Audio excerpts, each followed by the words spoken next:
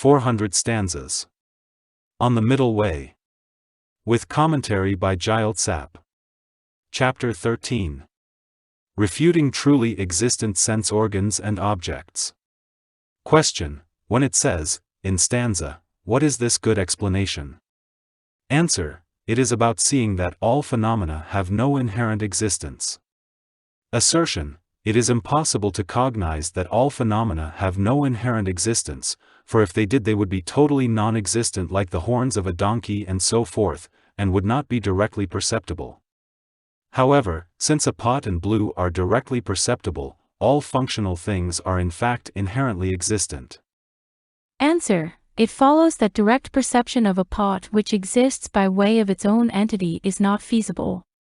If it were, the awareness perceiving the visible form of the pot should perceive all its parts. Yet when visual consciousness perceives the pot's form, it does not in fact perceive every single part of the pot. Who that knows the reality of things would claim that the pot is directly perceptible? Also refers to also blue existent by way of its own character. The pot is imputed in dependence on 8 substances, and therefore cannot exist by way of its own character, nor by seeing one part can one see all its parts. Similarly, if fire existed by way of its own entity, the fallacy that it should always keep burning would arise, since it would not require fuel. Dialecticians contradict both reasoning and common knowledge when they call awareness arising in dependence upon individual sense organs direct perception, and assert that an awareness free from conceptuality in which a sound image and a generic image may be apprehended as merged is direct perception. Each individual moment of consciousness cannot be a direct perceiver. In the world, objects like the waxing moon, which are directly perceived by many people, are commonly held to be directly perceptible, whereas that which perceives these objects is not. Furthermore, since they assert that sense consciousness is a direct perceiver, it is inconsistent to think that it is also a valid perceiver. An extensive explanation of this may be found in Candrakirti's commentary.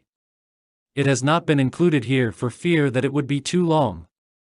By means of this very analysis, using the reasoning which refutes the assertion that sense consciousness is a direct perceiver in relation to a pot, blue and so forth, existent by way of their own entity, the wise with superior intelligence refute separately in each case the contention that sense consciousnesses are direct perceivers in relation to fragrances such as the fragrance of jasmine flowers, sweet tastes, and that which is soft to touch, all existent by way of their own entity.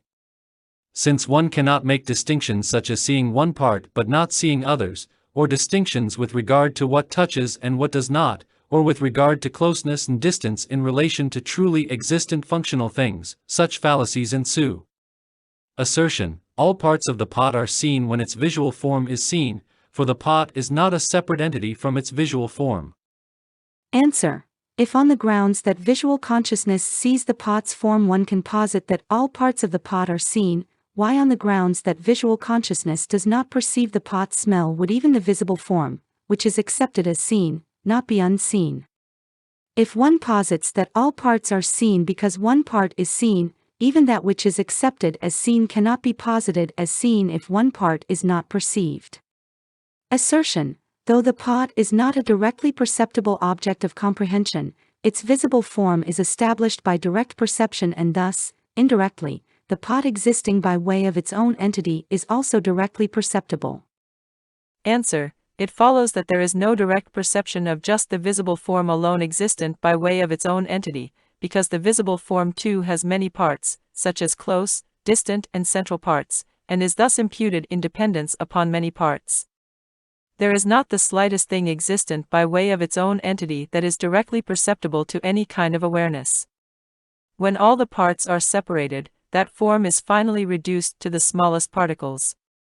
An investigation of whether particles have parts or not applies to those particles too. If they have parts like a front and a back, they are, like the pot, imputed in dependence upon many parts, in which case they no longer are the smallest particles. If they do not have parts, they cannot exist because of being inapprehensible.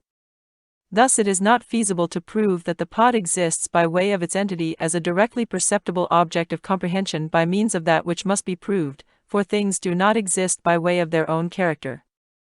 Moreover, when objects apprehended by the physical sense organs are examined, all are components in relation to their composites as well as composites in relation to their components and are therefore merely imputed in dependence upon their parts.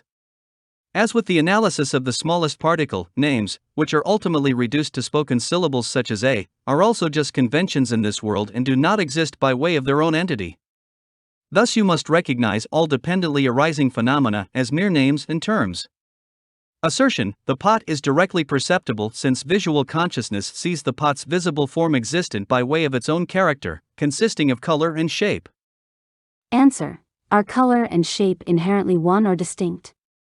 If shape such as length and so forth is inherently distinct from color, how can a visual consciousness take shape as its object of apprehension? It follows that it cannot because shape is an entity distinct from color. Alternatively, if they are not distinct but inherently one, why does touch not apprehend color in the dark just as it apprehends shape? It follows that it should because they are one. Assertion: the visible form source exists because the four great elements which are causal forms exist. Answer: